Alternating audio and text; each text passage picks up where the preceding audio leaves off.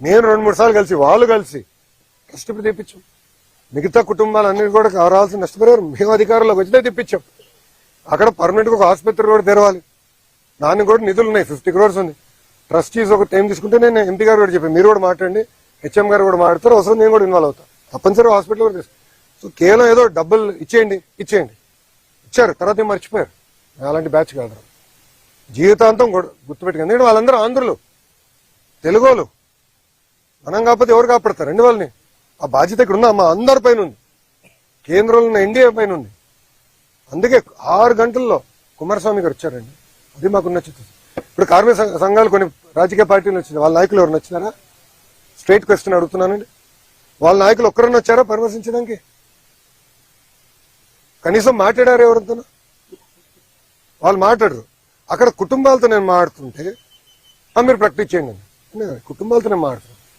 నేను చెప్పాల్సిన కుటుంబాలకు చెప్తా, నేను కుటుంబాలకు చెప్పా. వాళ్ళు ఎవరు నన్నేవాడు, వాళ్ళు మళ్ళీ కలుస్తాను కూడా నేను చెప్పా.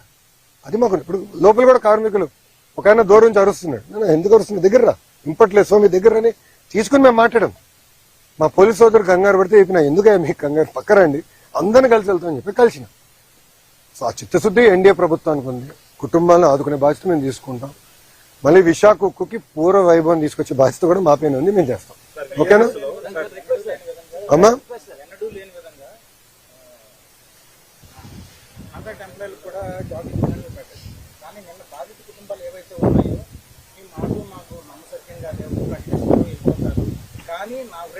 ఎవరు చెప్పారండి? ఒక నిమిషం అన్నా, మీరేమనుకోపోతే 1 second అన్నా, ఐఎమ్ సారీ కానీ హాఫ్ నాలెడ్జ్ తో మనం ఆడకూడదు, కంప్లీట్ నాలెడ్జ్ తో లెట్ us డిస్కస్.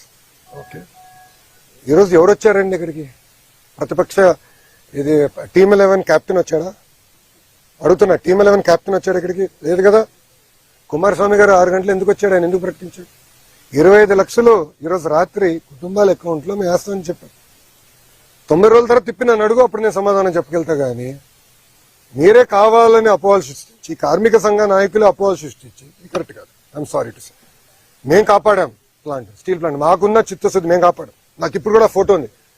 మేడం గారు, నిర్మలా సీతారామన్ గారు కూర్చుని ఉంటారు, బాబు గారు ఉంటారు, పైన క్లాక్ ఉంటుంది. పొద్దున 12 గంటల 15 నిమిషాలు జరుగుతున్న మీటింగ్, రాత్రి ఫోటో తేనా, రాత్రి 2 వరకు మీటింగ్ జరిగింది. ఫోటోలో 12:15 అంటే డేట్ మారింది. ఇప్పుడు మేడం గారికి అవసరం అది? నిర్మలా సీతారామన్ గారికి అవసరమా అంతవరకు ఉండి మనతో చర్చించి ఇంత ప్యాకేజ్ ఇవ్వాల్సిన అవసరం మేడం గారికి లేదు అని మనకి చిత్తశుద్ధి. అందుకే మనం చెప్పింది మరో ముఖ్యమంత్రి గారికి ఆయనకున్న అనుభవంతో ఆయన చెప్తే అక్కడ వింటారు. ఎస్, బాబు గారు చెప్తున్నారంటే చాలా సీరియస్ చెప్తున్నారు, అది పరిణామాలు తీసుకుని ఆయన అనౌన్స్ చేశారు. సో నేను చేయకపోతే తిప్పినాను అడిగాను, చేస్తానని చెప్పిన తర్వాత తిప్పి అసలు 24 గంటలు కూడా లోపలే మీరు ఇట్లా మాడితే ఎట్లా? Sir we are in full commitment.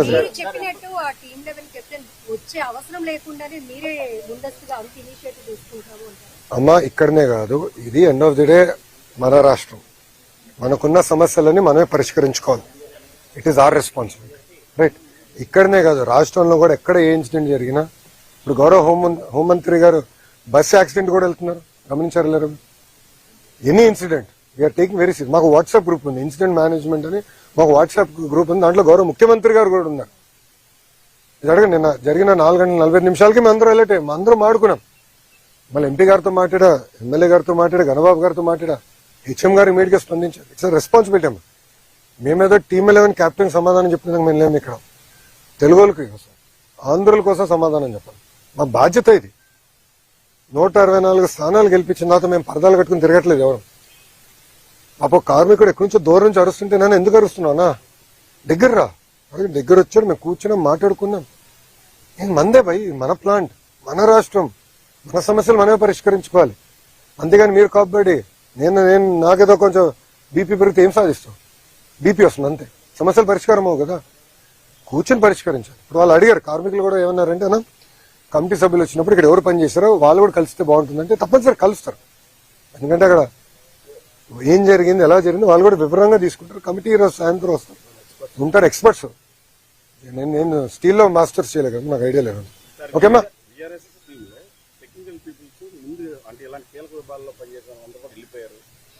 అది నివేదిక ఇవ్వనండి అన్న వెళ్ళిపోతున్నాడు అంటే అన్ని ఊహాగానాలు. మీరు చెప్పింది ఏంటంటే కార్మిక సంఘ నాయకులు అంటున్నారు. మీరు ఇప్పుడు మూడో ప్రశ్న మీరు అడిగిన అన్ని ప్రశ్నలు అదొకటి వచ్చింది. ఎవరు అడిగారు కదా కార్మిక సంఘ నాయకులు ఇది అన్నారు, కార్మిక సంఘ నాయకులు అంటున్నారు. వాళ్ళ సమాధానం చెప్పేదానికి నేను లేను.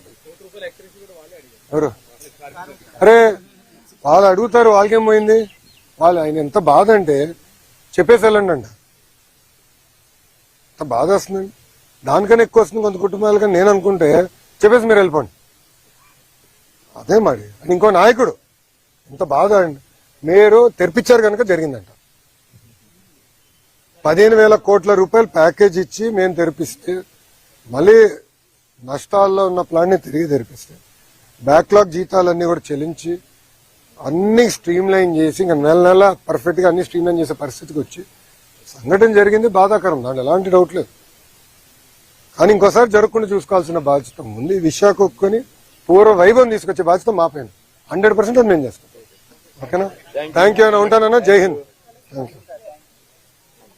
90 days 90 days day to time గుర్తుపెట్టుకో. 90 days చేసి చూపిస్తాం మేము. థ్యాంక్ యూ నాన్న. అన్న మీరు నాకు టార్గెట్ పెంచదు, ఆయన చెప్తున్నా 90 days చేసి చూపిస్తాం. 90 days మేము చేసి చూపిస్తాం. నేనే ఫస్ట్ నుంచి 90 days చెప్పినా కదా. వాళ్ళు కొంచెం కంగారు పెడుతున్నాడు. నేను చెప్పా చెప్పిన తర్వాత వెనకాడ ఇది కూడా